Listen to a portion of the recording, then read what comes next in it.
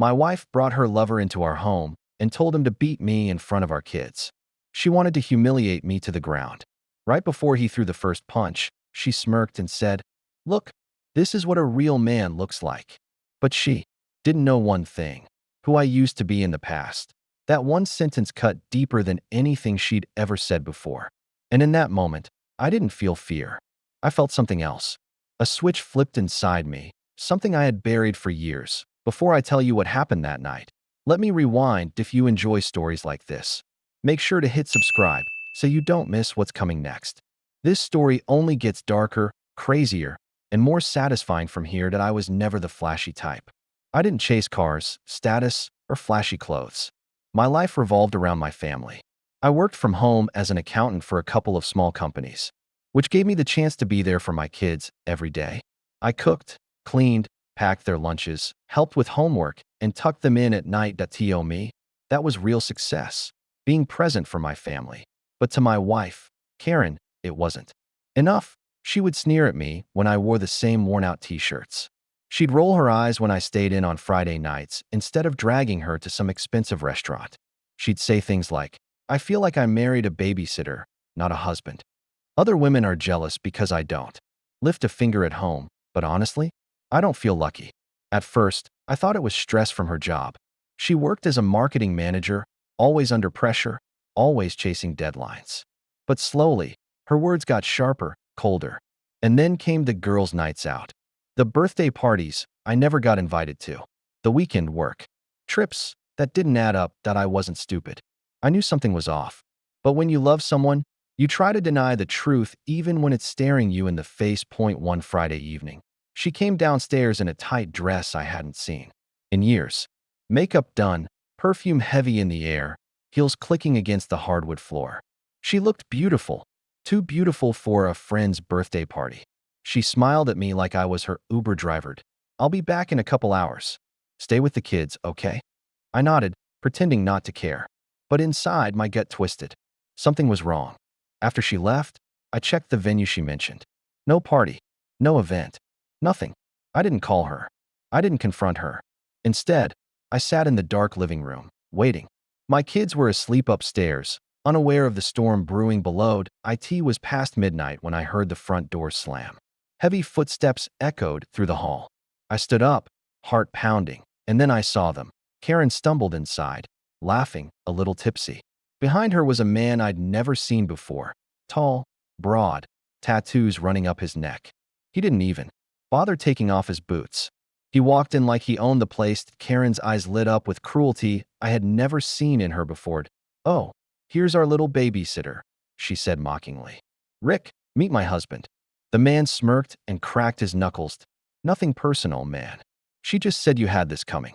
And then Karen, standing there with her wine glass, spat out the words that burned into me forever.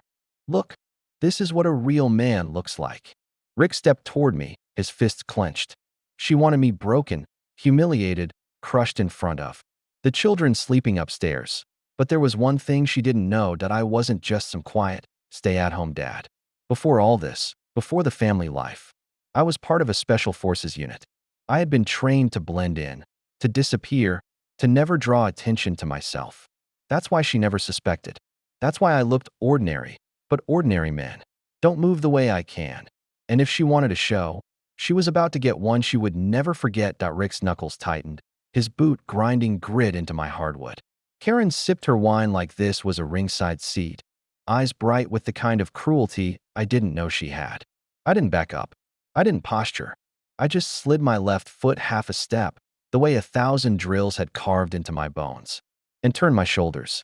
Calm, centered, unmoving. If you like stories that twist the knife without breaking the rules, hit subscribe so you don't miss the next parts.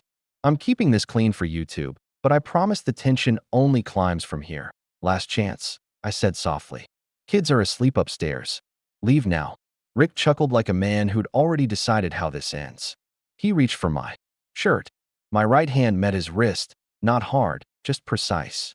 A quick rotation, a step outside his frame. His balance evaporated. I angled him toward the foyer wall, never striking. His eyes flashed confusion.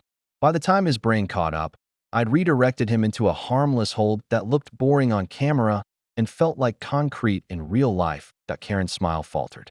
Rick, I'm good, he grunted, except he wasn't. My forearm pinned. The lever of his shoulder, my other hand controlled his wrist. He couldn't swing, couldn't stomp. He could breathe. He could think. He could decide to leave. Listen, I said, voice even. You're in a house with sleeping children. This ends with you walking out, or with uniforms asking you questions. Choose. He tested the hold, then swallowed. All right, all right. I released pressure a fraction, kept the angle. No marks. No spectacle. Nothing a lawyer could twist into excessive. Over Karen's shoulder, the entryway camera blinked its little ruby light. The living room cam did, too. I didn't need to say it. She saw it. And for the first time all night, rage flickered into worry. Get out, I told him. You don't want this on your record. He glanced at Karen, waiting for permission that never came. She stared, jaw tight, pride wrestling with panic. When she didn't speak, I gently steered him to the threshold and let him go. He straightened, rubbing his arm, trying to reclaim some dignity. This isn't over, he muttered. For your sake, I said. It is. He stepped out into the cold, the porch light painting him in hard white. I shut the door behind him and slid the deadbolt. Karen tried to recover her smirk. Congratulations, she hissed. You embarrassed yourself in front of a real man. I'm not the one who needed an audience, I said. Or a camera. Her eyes snapped to the red light again. She lunged for the shelf where the router sat, but I was already between her and the cords. I lifted my phone, tapped the screen. Footage is syncing. You break anything, it's already off-site. She froze. You wouldn't. You brought a stranger into our home after midnight, I said. You announced his purpose. You told him to hurt me. In the living room where our kids play. I kept my voice low, steady, the tone that carries in a courtroom transcript. I'm logging this incident with the non-emergency line. They'll have a report number. If your friend comes back, I'll call 911. If you try to delete anything, I'll show the tamper alerts. Her face went chalk pale beneath the makeup. For a beat, we just listened to the house, the heat cycling on, a faint snore from the dog, the distant white noise machines in the kids' rooms. I'd put those in months ago, ostensibly for better sleep, secretly because I knew one day I might need a sound blanket. You think you can make me look bad? She spat. You? Mr. Apron? I don't need to make you look like anything. I said. You performed. She tossed back the last of her wine. Fine. Then perform this. Pack a bag. You're leaving. No, I said. I'm not abandoning my kids in a house where men stomp in at midnight. If anyone leaves tonight, it's the guest you invited. He already did. Her lip curled. I'll say you attacked him. While he attacked first on camera, I tilted my head. Karen, think. Please. For a heartbeat, I saw the woman I married. Calculating, not cruel. Practical, not petty. Then the mask slammed back down. Do what you want, she snapped, and shouldered past me toward the stairs. At the landing she turned. You're not a man. You're a shadow. She disappeared into the bedroom. The door clicked shut like a gun going back into a drawer. I stood in the quiet, heart thrumming, adrenaline draining like tide going out. Hands steady. I opened my phone, pulled up the security app, and bookmarked the clips with timestamps. The feed was clean. Karen's entrance, Rick's entrance, her lines, every poisonous syllable, and my response. Controlled, minimal, defensive. I saved the audio from the foyer mic, too. Then I opened a note and wrote everything down while it was still hot, using the template an old teammate had once taught me. What happened? Who was there? What was said? What was done? No adjectives. No drama. Just facts. Facts become evidence. I dialed the non-emergency number, gave my name, my address, and a dispassionate account. No one needs an ambulance, I said. No property damage. The intruder left. I'm just documenting a domestic disturbance and an attempted assault. Yes, I have video. Yes, everyone's safe. The operator gave me a case number. I repeated it back, twice. Logged it in the note. Emailed the video links to a new account I'd created that afternoon for emergency backups. Paranoid? Maybe, but paranoia starts to look like foresight when midnight comes knocking. Upstairs, a floorboard creaked. Little footsteps padded to the top of the stairs and stopped. I turned and saw my daughter's silhouette in the hall nightlight glow. Small, barefoot, listening. Hey, bug, I whispered. Bathroom. She nodded. eyes wide. Why was mommy yelling? Grown-up argument, I said gently. It's over. Is that man gone? He is, I said. He won't be back. She came down 2 steps, hesitated. Can I sleep in your bed? Yeah, I said, throat tight. Brush your teeth, and I'll tuck you in. When she patted away, I exhaled and stared at the empty doorway where Rick had stood. The rage wanted to rise, the image of his boots on my floor, his smirk in my house, his hands reaching. But rage is loud, and loud breaks things. I needed quiet. I needed precision. I in the bedroom. Karen lay rigid on her side of the bed, phone to her face, text strobing the darkness. The blue light painted her cheekbones hard. I didn't peek. I didn't touch her phone. I didn't need to. The home network logs would show device connections and times. The camera would show who came and went. And the cloud already had what mattered. I tucked my daughter between the pillows on my side and opened the bottom drawer of my nightstand. Not a gun, not a blade, a folder. Inside were copies of bank statements I'd quietly pulled a week ago. When the girls' trip charges started hitting. Boutique hotel, 2 dinners for 2, a spa booked for R and K. I hadn't known the R then. Now I did. I slid the folder shut. Evidence doesn't argue. It accumulates. At 2:07 a.m., my phone buzzed. Unknown number. Hey man, it's Rick. We good? I stared at the text. The old me, the one who greased every wheel and apologized for other people's mess, would have typed back something polite to make him go away. The current me took a screenshot, saved the contact as Rick, night entry, and didn't reply. At 2:14 a.m., Karen texted from 2 feet away. Delete the videos. This is private. I screenshotted that, too. Privacy is a word people love when they've just performed a crime for an audience. Sleep didn't come. Instead, a plan did, cool and methodical. In the morning, I'd call an attorney, family, law, not cheap, worth it. I'd export the clips to physical storage in a separate cloud. I'd ask the school counselor for a quick check-in with the kids because of a loud argument at home. Neutral language, mandatory report trail. I'd switch the locks to smart codes that logged entries. And I'd tell Karen, in writing, that there would be no more uninvited guests. Boundaries, documented. Around 3 a.m., a car idled outside for a minute and then rolled away. I watched the headlights crawl across the ceiling and vanish. I thought of the man who'd walked into my home like it was a dare and walked out holding his arm, calling me man without swagger. Maybe he'd come back. Maybe he'd think twice. Either way, the next move wasn't his. It wasn't Karen's. It was mine. Just before dawn, the house turned gray and soft. My daughter's breathing evened out. The dog sighed at my feet. Karen's screen went dark. I lay there tracing the plan again and again until it clicked into place. I wasn't going to shout. I wasn't going to swing. I was going to build something unbreakable, a record, because revenge doesn't have to be loud to be devastating. Sometimes it's as quiet as a file folder and a red recording light. And sometimes the sharpest blade in the room is the truth, sharpened by patience. Tomorrow, I thought, this stops being a scene and starts being a case. And when it becomes a case, people like Karen stop laughing. Morning came heavy. The house felt different, like walls can sense betrayal. Karen didn't look at me when she brewed her coffee. She didn't ask about the kids. She didn't say a word. But the tension was thick enough to choke on. I wasn't about to waste time arguing. Words wouldn't save me now. Paper would. Records would. Evidence would. After dropping the kids at school, I sat in my car, pulled up my phone, and made the call. Family law. The receptionist said, "How can we help you?" "I need an attorney," I said. Immediately. My wife brought a man into our home last night. She encouraged him to attack me. My kids were upstairs. I have video and audio proof. I need to protect my children. By noon, I was sitting in a polished office across from a woman named Dana. Mid-40s, sharp eyes, sharper mind. She didn't waste words. She listened, nodding slightly as I laid out the events, sliding my phone across the desk so she could see the footage. Her brow tightened. "She really said that?" "Word for word," I said. "Look, this is what a real man looks like."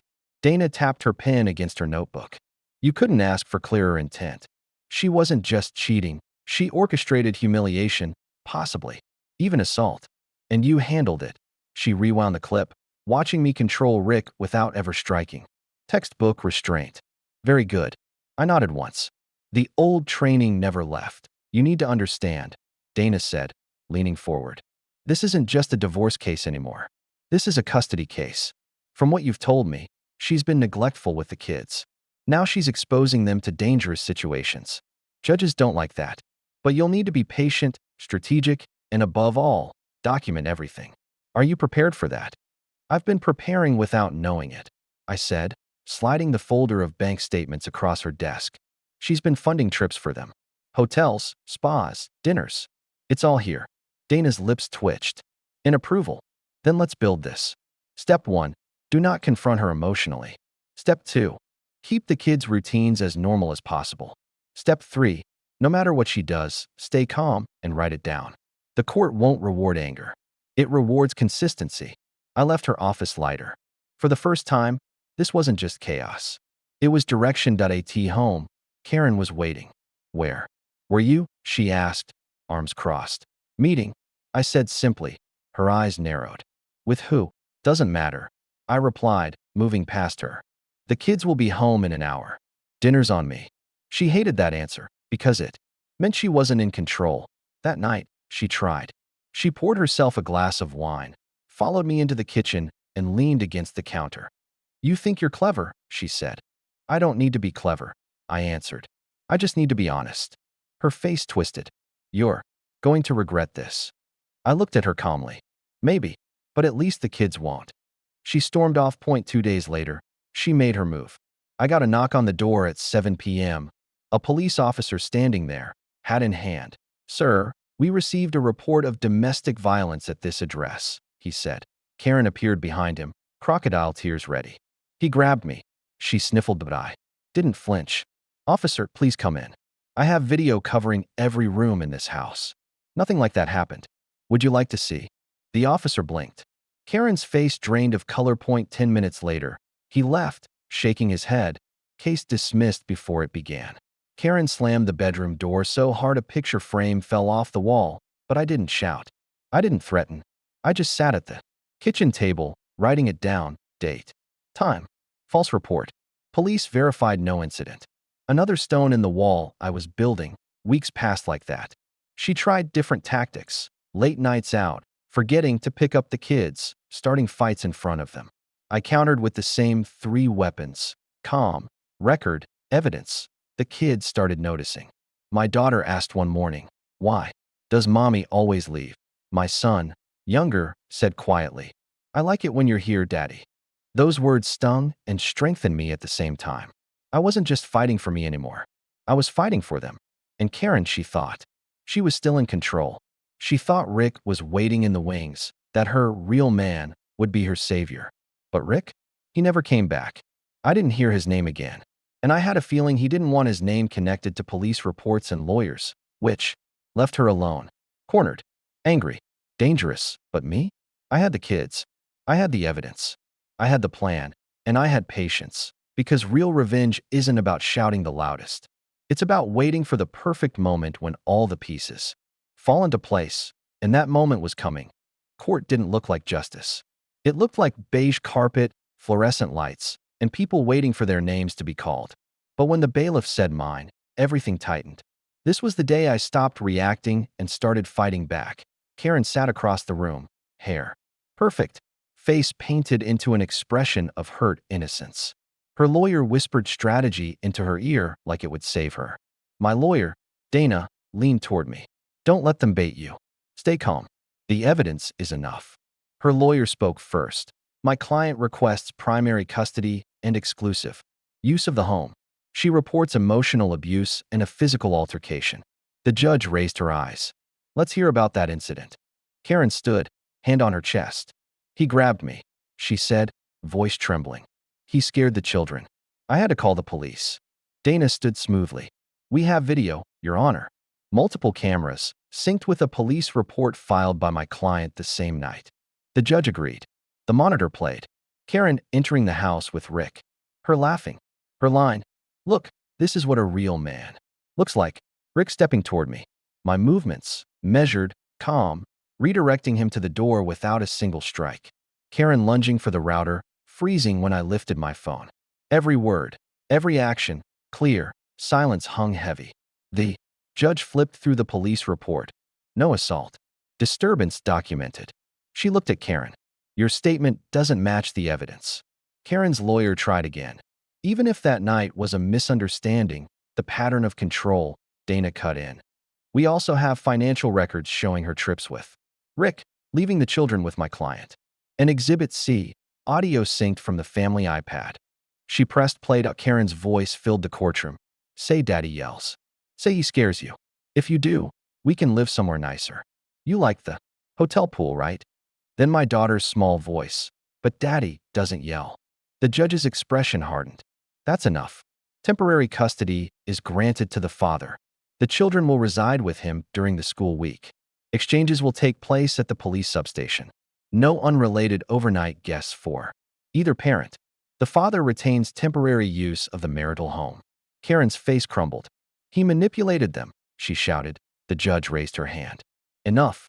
Sit down. It was over in minutes. The bailiff handed us the order. Karen stared at it like it might dissolve if she glared hard enough. It didn't. Outside, Dana whispered, guard this win. Don't brag. Don't poke. Just keep building. I nodded. I didn't need to celebrate. I had something better. Stability for my kids. That night, I packed their normal things. Lunchboxes, cleats, pajamas. Nothing dramatic. Just routine. Quiet. And then my phone buzzed. A text from an unknown number. We should talk about what? Karen promised me. Rick, the fight in court wasn't the end. It was just the middle. And now, the other man wanted in. The text from Rick sat on my phone like a landmine. We should talk about what Karen promised me. I didn't reply right away. Part of me wanted to throw the phone in a drawer and forget it. But the smarter part, the part that had carried me through courts and cameras, knew this was information. And information is leverage. The next morning, I forwarded the message to Dana. Her reply came fast. Do not respond directly. If he wants to talk, it needs to be documented. But his message alone is useful. Save it. So I waited. 2 days later, Rick texted again. Don't ignore me. I'm not the bad guy here. She owes me. That word, owes, changed everything late. That night, after the kids were asleep, I called Dana. Tell me what you think he means, I said. She didn't hesitate. If Karen promised him money, or worse, custody favors, you've got dynamite. But it's only valuable if you get proof. We can't just wave texts around. We need details. How? Meet him. Public place. Don't argue. Don't threaten. Just listen. And record. I thought of my old training. How we used to gather intel in markets overseas. How you had to look like a nobody to walk away. With everything. Now the battlefield was a coffee shop instead of a desert. I texted Rick one line. Tomorrow. Noon. Cafe on Main. Come alone. He replied in seconds. Finally. The cafe was quiet. Sunlight bouncing off chrome tables. I sat with a plain black coffee, phone recording in my pocket. Rick walked in, leather jacket, shoulders stiff. He didn't look so big in daylight. He looked tired. You came, he said, sliding into the seat. You asked. I replied. He leaned forward, voice low. She promised me money. Said when she got the house and the divorce, she'd sell it and cut me in. Said I'd never have to worry again. And she promised. He hesitated. She promised I'd be part of the kids' lives. My stomach turned. She told you that. She said you were nothing. That you were done. That the judge would give her everything. And I'd be the man around here. She made me believe it. He rubbed his face. And that night, she told me to rough you up. Said it would seal the deal. Like if she broke you in front of her kids, the court would see you as weak. I thought it was twisted, but she made it sound like a game. I didn't know you. He stopped, looked away. I didn't know you were trained. I let the silence sit. The recorder caught every word. She owes me, he said again. She used me. And when it went south, she cut me off. No money, no nothing. Just told me to disappear. Why tell me this now? I asked. Because she's dangerous, he said. And if she can turn on me that fast, she'll do it to you too. I figure, maybe you'll use this. Maybe you'll burn her with it. I don't care anymore. I just want her out of my life. When I got home, I sent the recording to Dana. She called me within the hour. This is gold, she said.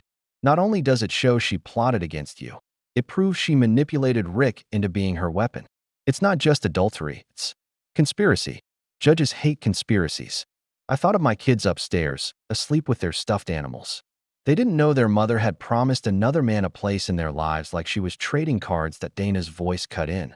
We're going to use this carefully. It's not just about winning custody. It's about showing the court who she really is. I nodded, even though she couldn't see me. And what about Rick? He just gave you the rope she'll hang herself with, Dana said. But don't trust him. He's only loyal to himself. Keep him at arm's length. That night, Karen texted me. Hope you're enjoying your little victory. Don't get too comfortable. I stared at the words. She didn't know I'd met Rick. She didn't know her promises were now evidenced. I typed back only one word. Noted. Then I put the phone down, tucked the kids in, and sat in the dark living room. For months, she'd tried to break me with lies, with threats, with humiliation. But every step she took, every reckless promise, was building the case against her. And thanks to Rick, the case had just turned nuclear. Dana didn't waste a minute. The morning after I sent her Rick's recording, she filed an emergency motion, sanctions, a guardian ad litem for the kids, and a no-contact clause between Karen and Rick. We're not relitigating the past, she told me, sliding a neat stack of exhibits across the table. We're expanding the picture. She didn't just cheat. She weaponized a stranger and then tried to buy his silence with promises she had no right to make. I read the captions beneath each page. Exhibit 1. Rick's texts, she owes me. Exhibit 2. The cafe audio with a transcript, timestamped. Exhibit 3.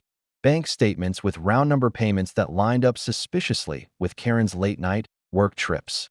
Exhibit 4. My doorbell cam stills from the last exchange, Karen late and glassy-eyed while the kids stood shifting backpacks. From shoulder to shoulder. No adjectives. No drama. Just facts on paper.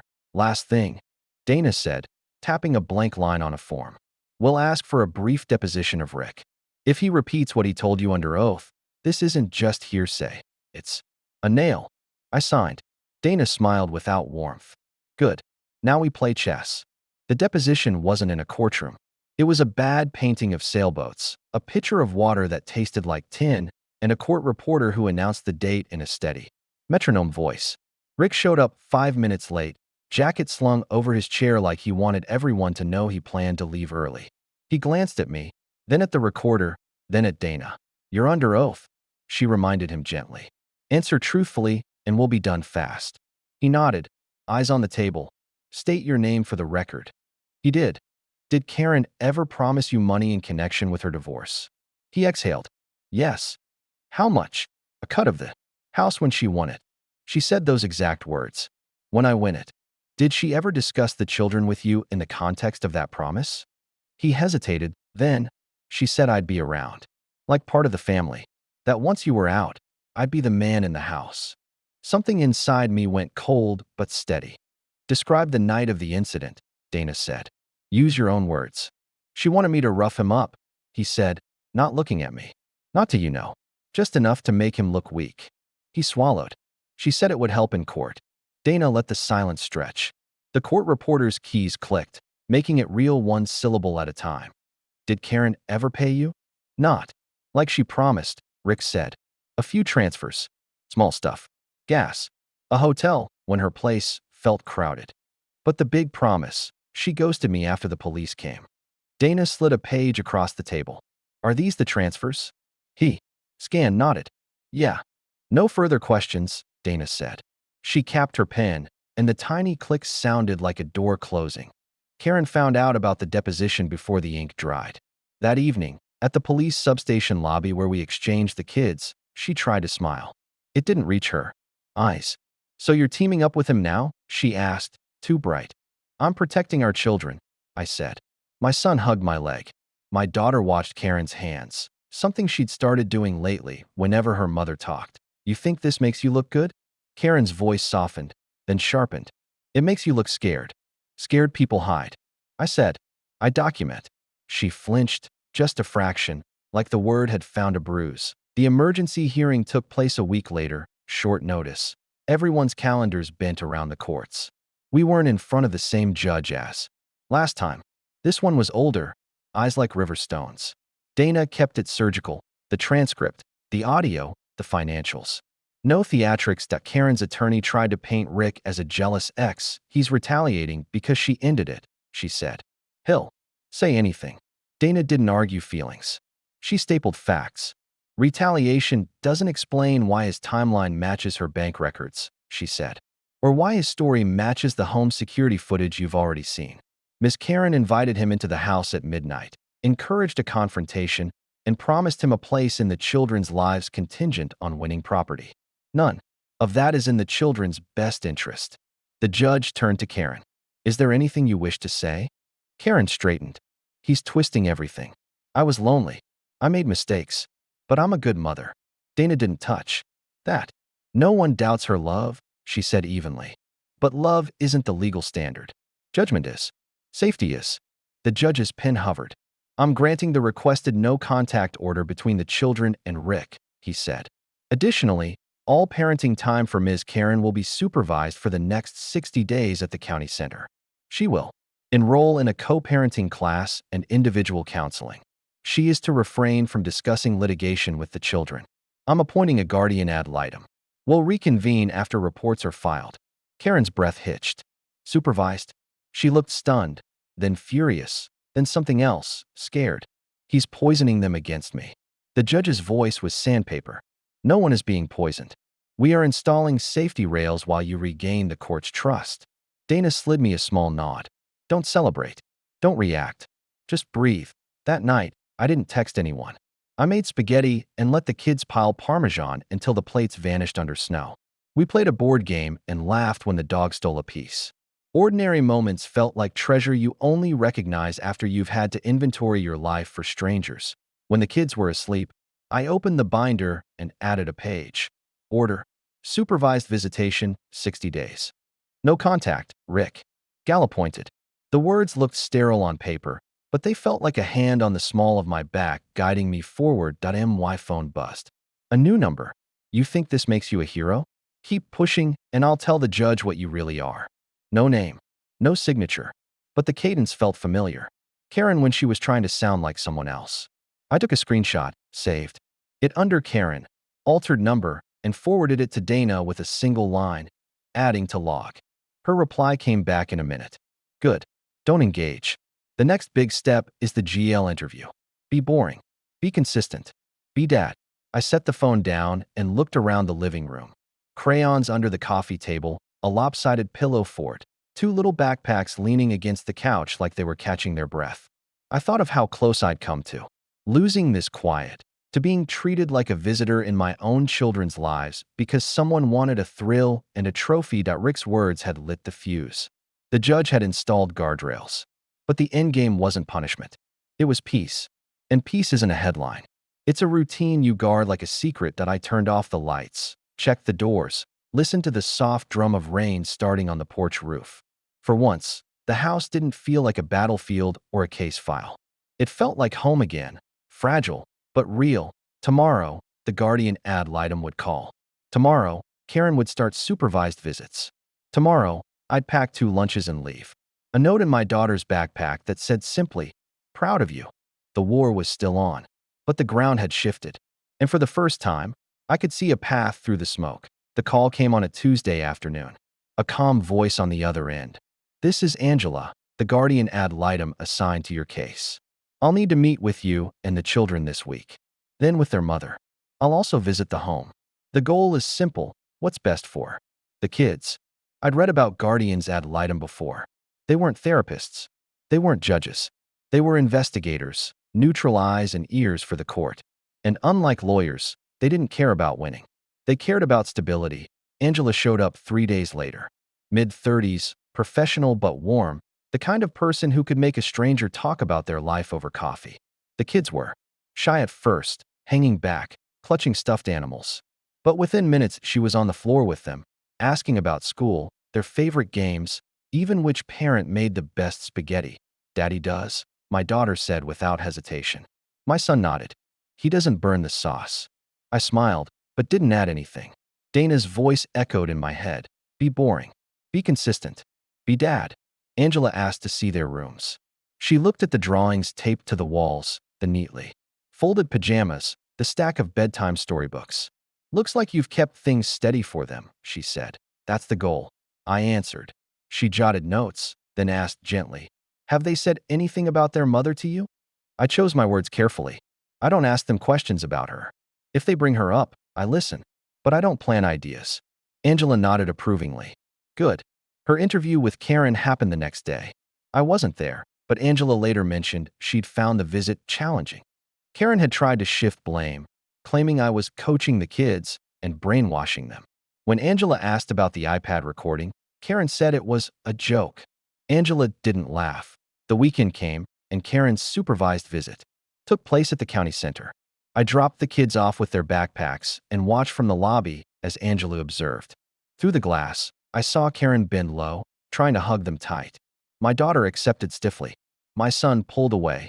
When the hour was up, they came running back toward me. My daughter whispered. Mom kept asking why we don't love her. I told her we do, but she didn't believe me. Angela scribbled in her notebook. She caught my eye, and I knew she'd seen enough. 2 weeks later, her report landed in Dana's inbox. I sat across the desk as Dana flipped pages, her eyes scanning fast. Finally, she looked up. This is stronger than I hoped. Angela wrote that you provide consistent care, stable routines, and a safe environment. She described Karen as volatile and noted inappropriate attempts to pressure the children during visits. I exhaled slowly. She also recommended the court consider extending your primary custody permanently. Dana added that. Sentence hit me like a weight lifted from my shoulders. Karen must have gotten the same report, because that night she unleashed a storm of texts. You poisoned her against me. You brainwashed him. You stole them from me. I didn't. Respond. Screenshots. Save. Forward to Dana. Evidence, not arguments. The next hearing was scheduled for the following month. Karen would get her chance to challenge the report. But she didn't know what I knew. The guardian's words carried weight. Judges rarely ignored them. For the first time in months, I slept without waking to phantom footsteps or slammed doors. The fight wasn't over, but the tide had turned, and when the gavel finally fell, it wouldn't just be a decision. It would be freedom. Court felt different this time. No cameras, no depositions, just a packed docket and a judge with little patience. Karen was there already, flipping papers like she was rehearsing. I walked in with Dana, carrying nothing but a folder. I didn't need stacks of excuses. I had the truth that Karen's lawyer opened with fire. Your Honor, this report is biased. The guardian relied too heavily on the father's narrative. The children are confused. My client deserves equal time without supervision. The judge raised an eyebrow. The guardian observed multiple visits. Do you have evidence of bias? She exaggerated normal parenting struggles, the lawyer insisted. What mother hasn't pressured her children when she's emotional? Dana stood. Respectfully, Your Honor, encouraging a child to lie about their father to gain advantage is not normal, nor is promising a boyfriend he'll be part of their lives. The report is clear. This behavior is harmful. Karen shot up, voice trembling but loud. He's poisoned them. They loved me before. He turned them against me. He hides behind his fake perfect routine, but he's not the man you think he is. The courtroom went silent. Even her lawyer winced. The judge leaned forward, voice sharp.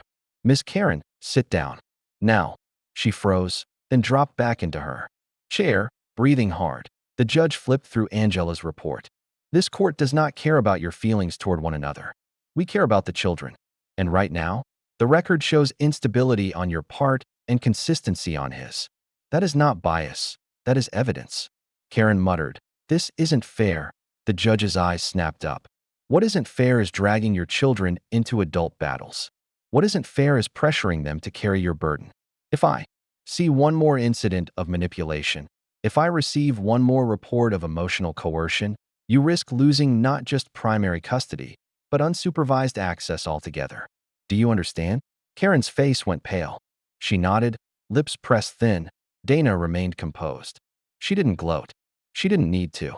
The judge had said everything. The session ended quickly after that. No dramatic fireworks, no sudden ruling. Just a warning. Sharp, heavy, and final in its tone. On the drive home, my daughter asked from the back seat, "Why did Mommy yell in the big room?" I glanced in the mirror. Because she's upset. But remember what I told you, grown-up. Problems are not your problems.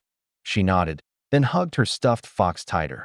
That night, as I tucked them in, I realized the judge's warning wasn't just for Karen. It was for me, too. Don't gloat. Don't escalate. Don't let this war swallow the kids. But I also knew something else. Warnings were a step before consequences. If Karen didn't change, the court would. And for the first time, she finally looked scared. The warning should have been enough. For most people, it would be. But Karen treated boundaries the way a storm treats fences. 2 weeks after the judge's speech, the school called me at 2:11 p.m. while I was packing snacks for practice. This is Principal Reed.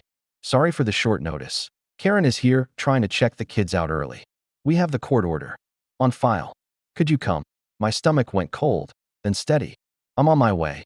When I pulled into the lot, I saw her by the front doors, sunglasses on, too bright smile, purse clutched like a script.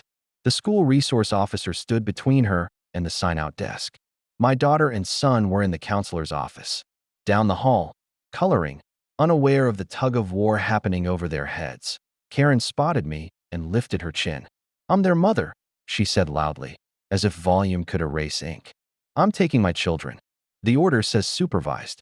Visits only, the SRO replied calmly. Today is not your day. Orders change, she snapped. He's manipulating everyone. I didn't argue.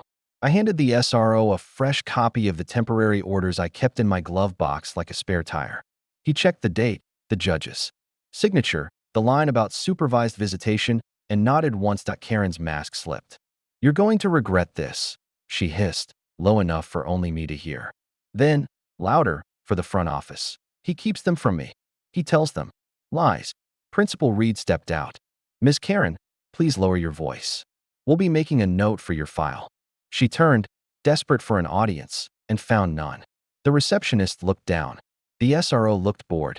I looked quiet. After a long second, Karen spun on her heel and stalked out, heels snapping like punctuation. I breathed out slow. Quiet wins battles that shouting can't touch. That night at 11:36 p.m., my phone buzzed with a familiar unknown number. Enjoy your little power trip? Ask the kids how they feel being prisoners. I screenshotted, saved it as Karen, after school, forwarded it to Dana with 2 words, adding log. Then I powered the phone off. Sleep was a better answer. The next day, Angela, the guardian ad litem, called. The school reported yesterday's incident, she said. I'll include it in my addendum. Also, there's more. More, she sighed.